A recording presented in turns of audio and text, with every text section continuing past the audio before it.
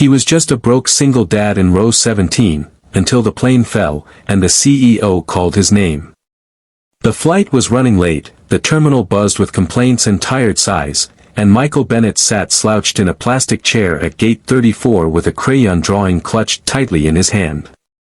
His 5-year-old daughter, Sophie, had insisted he take it for luck. It showed a stick-figure dad holding hands with a girl in a bright pink dress, both smiling beneath a sky of lopsided hearts.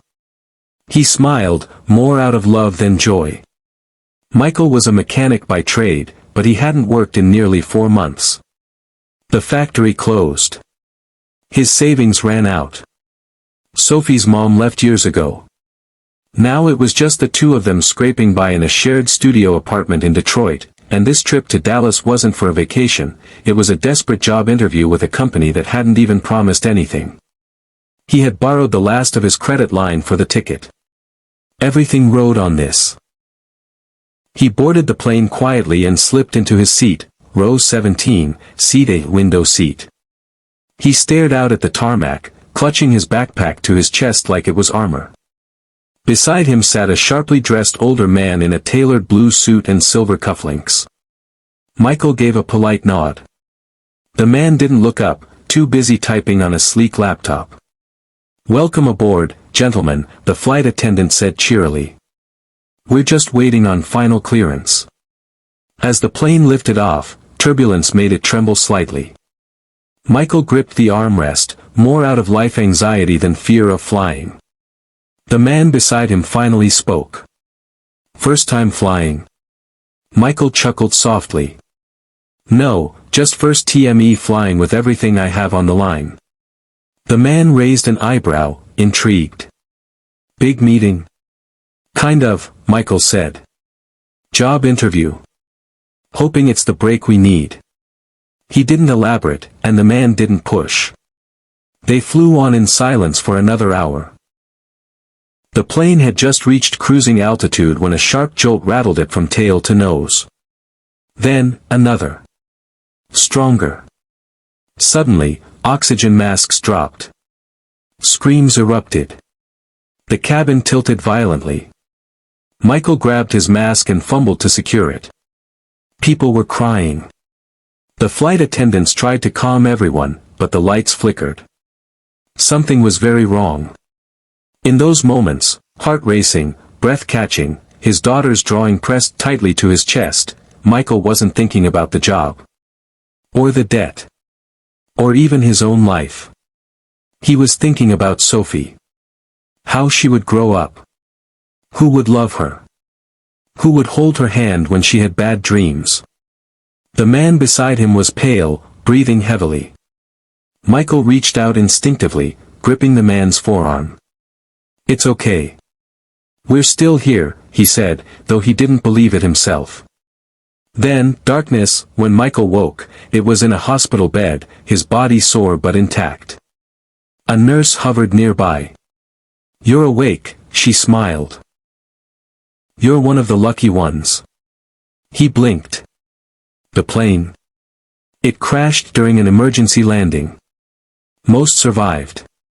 Some with serious injuries, but you helped pull 3 people out before collapsing. Michael blinked. "I did." "You don't remember?" He didn't, not all of it. JST smoke. Screaming.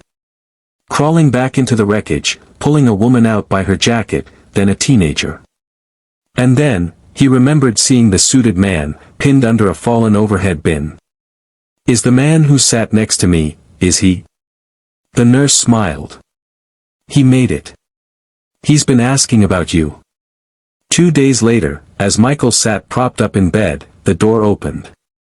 The man in the suit stepped in, this time, walking slowly with a cane. His face was bruised, but his eyes were alert. "I owe you my life," he said plainly. Michael shook his head.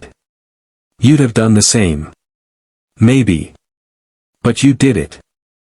He stepped closer, placing a small envelope on the tray next to Michael. "Most people ran for themselves. You ran back in. For strangers. For me. Why?" Michael hesitated. Because, if I didn't come back, I needed to know I tried to do something right. Something Sophie could be proud of. The man raised an eyebrow. Your daughter? Michael nodded. She's 5. Whole world to me. The man smiled softly. I want to meet her. And I want you to come work for me. Michael blinked. What? The man extended his hand.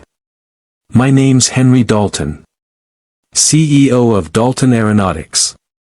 We design safety systems for commercial aircraft. I've spent a lifetime in boardrooms, but it was you who reminded me of what truly matters: people. Courage. Heart. Michael stared, stunned. I don't have a resume on me, he said weakly. I already know who you are, Henry replied. You're the kind of man I want helping me build a better future. 4 passengers. 4 families. 3 weeks later, Michael stood in a new office in Dallas. A decent apartment had been arranged for him and Sophie.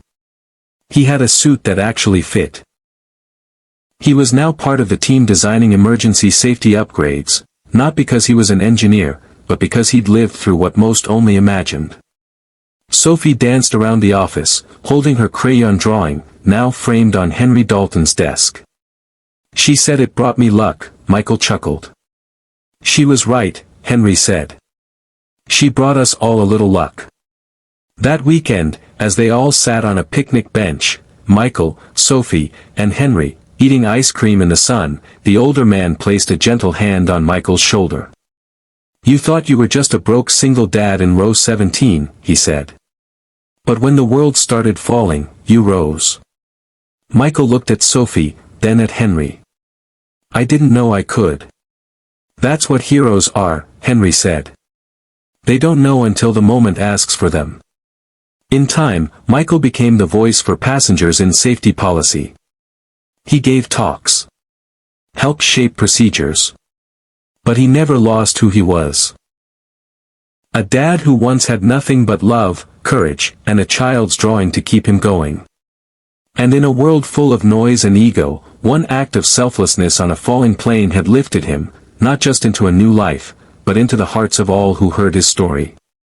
Because sometimes, fate finds its heroes not in suits or titles, but in row 17, where a broke single dad held tight to hope and came out with something greater than he ever imagined. A new purpose. A new family. A second chance at life. And the sky, once terrifying, was now a place he helped make safe for everyone.